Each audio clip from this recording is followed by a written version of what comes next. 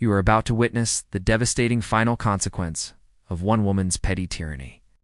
A story that began with a simple $1,200 fence paint job and ended with the total humiliating collapse of an entire homeowners association presidency.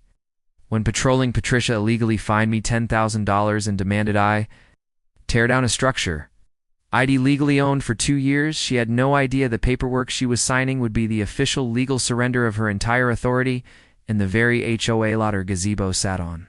That's right, she lost the land. This is the unbelievable story of how I took back control. Hold on to your hats, because this one is a certified megadrama. Before we dive into the receipts, the legal documents, and the moment Patricia's face went from smug to utter horror, you know the drill. Smash that like button until it cracks, hit subscribe for weekly justice, and let me know in the comments if you think any HOA has the right to dictate the color of your legally owned outbuilding. Let's get into the petty details. My name is Mark, and I live in what used to be a quiet ranch community known as Whispering Pines. We weren't a typical suburban cookie-cutter neighborhood. We were custom homes on 5-acre lots, centered around a shared 1.5-acre common parcel. That parcel, the HOA lot, had a small gazebo and a mailbox cluster. Everything was fine until Patricia Peterson, a woman whose entire personality seemed to be absorbed by her HOA president title, moved in and decided she was the sole supreme ruler of Whispering Pines. My 5 acres included a small vintage barn. We called it the ranch shed that I used for equipment storage. It was a rustic, beautiful red, but after 2 decades of sun, it was peeling. So, I did what any responsible homeowner would do. I contracted a painter to give it a fresh coat. I chose Heritage Red, the exact shade it had always been, thinking nothing of it. This ranch shed was set way back on my property line, nearly 300 feet from the street, and certainly nowhere near the HOA's common property. The painters finished on a Tuesday. The next morning, a certified letter was clipped to my mailbox. It wasn't a friendly notice. It was a formal HOA violation notice, signed by President Patricia Peterson, citing a breach of CC in our Article 4, Section B, Exterior Color Uniformity. The notice stated that my new paint was unauthorized, disruptive to the aesthetic harmony of the community, and must be repainted to rustic tan within 14 days. Attached was a $500 initial fine. $500 for repainting a barn the same color it had been for 20 years. I initially laughed it off. I called Patricia. "Patricia," I said calmly, "this is the same color. It's my private barn, 300 feet from the road. Where is the violation?" Her voice, already strained and dripping with forced authority, cut me off. "Mr. Jensen, your new red is demonstrably brighter. It violates the spirit of the CCNRs, and frankly, the barn itself is an eyesore. It must be brought into compliance. Pay the fine." I hung up, furious. I was going to fight the fine, but I was busy. I ignored the 14-day deadline, figuring a simple letter to the board would clear it up. That was my mistake. I underestimated the sheer, boundless power of a petty woman with a clipboard. I should have checked the plat map that very day. I should have looked at the boundaries. I had no idea that Patricia, in her rush to enforce her tiny, meaningless kingdom, was about to launch a missile at my livelihood that would ultimately blow up her entire world. The clock was ticking, and the fine was about to double. The next notice was a bombshell. Not only had the $500 fine been doubled to $1,000, but she had added a daily accrual penalty of $100, effective immediately.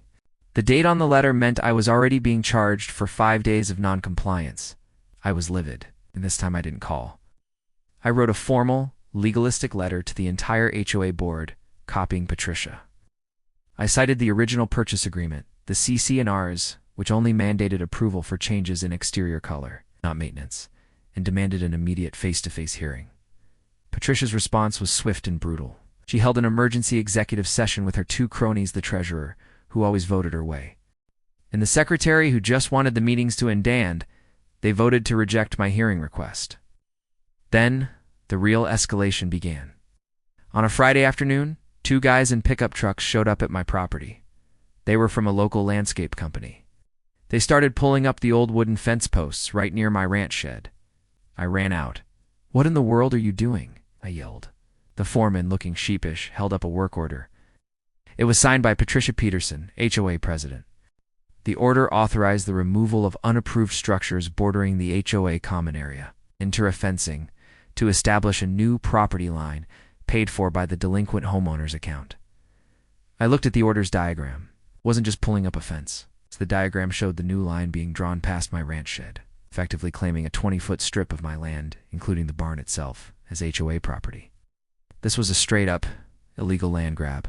Tricia had unilaterally declared that my ranch shed was too close to the alleged boundary, and was now to be considered an HOA maintenance hazard. The fine, she later explained via email, was now $10,000, the estimated cost of repainting the barn to rustic tan and establishing the new proper fence line.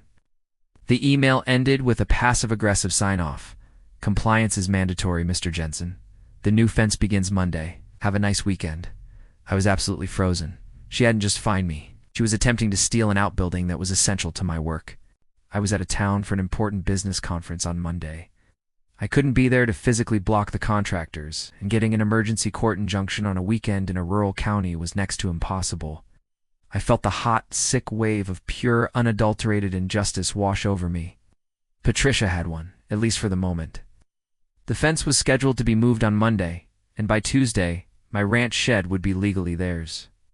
I felt utterly helpless, a victim of a power-drunk tyrant wielding the HOA rules like a cudgel. I didn't panic. I went straight to my lawyer, Roger, a retired property attorney who enjoyed a good scrap.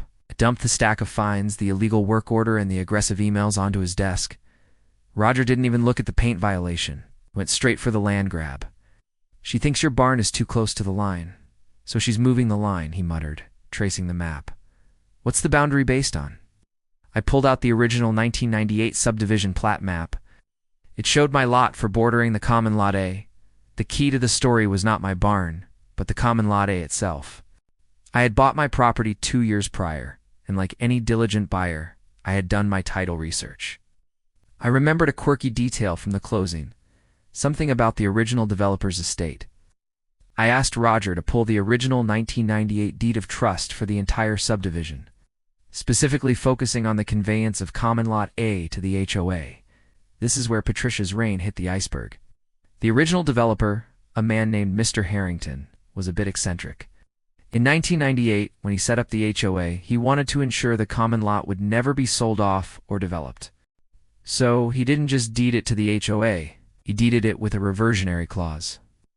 The clause stipulated that the common lot A was conveyed to the Homeowners Association of Whispering Pines, under the express condition that the association shall, at all times, remain in good standing, operate within the bounds of its recorded governing documents, and never unlawfully interfere with the clear and unencumbered property rights of a lot owner. If the HOA violated this condition, the property would revert to the grantor or their named successor. I was the successor. 2 years ago, as part of a totally separate $500 side deal with Mr. Harrington's retired estate lawyer to clean up a boundary survey issue, I had been named the successor interest to the reversionary right for common lot A. It was a $500 piece of paper, a legal formality I'd barely noticed.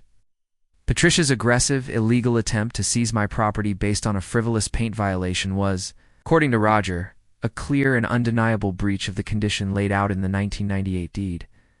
The moment she authorized the movement of my legal property line, she violated the unencumbered property rights condition.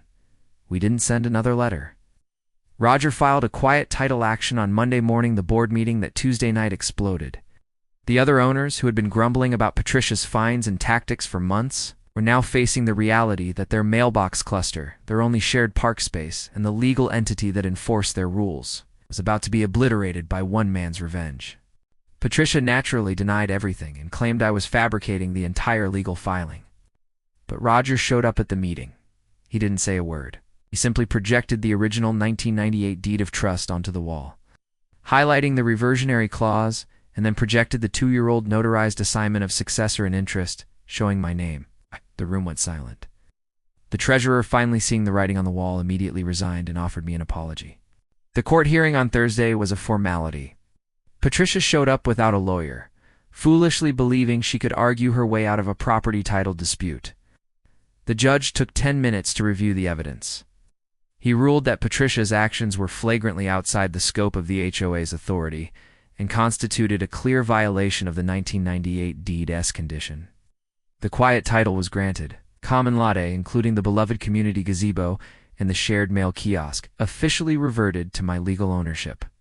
Patricia had single-handedly destroyed the legal foundation of the HOA. The immediate fallout was delicious. The HOA's legal entity was technically still intact, but without their central asset, their purpose was moot. The other homeowners were furious at Patricia, not at me, for what she had done. They demanded an emergency vote. Within 48 hours of the judge's ruling, Patricia Peterson was not just impeached. She was formally banned from ever holding a position of authority within the community again. The HOA was effectively dead. The $10,000 fine was invalidated, along with every other fine she had ever issued. My ranch shed was safe, and my property line was secure. The long-term aftermath was pure, unadulterated sweet victory. The entire community was now HOA-less, which most of the residents considered a blessing, not a curse. The covenants still technically applied, but without a governing body to enforce them, they withered away.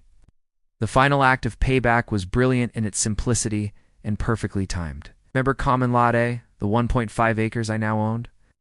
I didn't hold it for long. I immediately drew up a new deed, creating a tiny, nonprofit mailbox association to manage the mail cluster and the few necessary utilities. Then, for the remaining 1.4 acres, where Patricia's precious gazebo sat, I enacted my final personal revenge. I didn't sell it or develop it. I simply redeeded it with one single devastating covenant. The property was henceforth designated a private wildlife sanctuary for indigenous rodents and reptiles.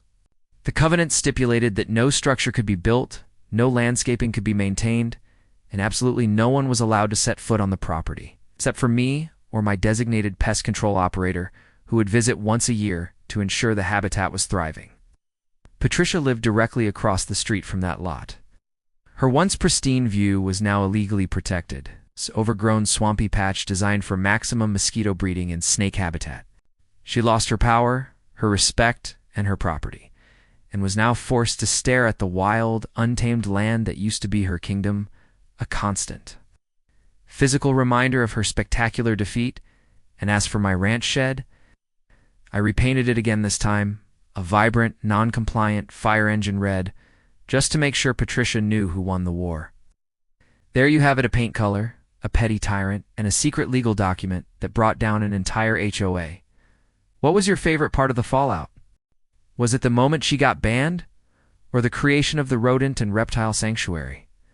Let me know in the comments below. Do you want to forget to subscribe for more viral justice stories and hit that notification bell so you don't miss the next time a Kieran gets a legal taste of karma?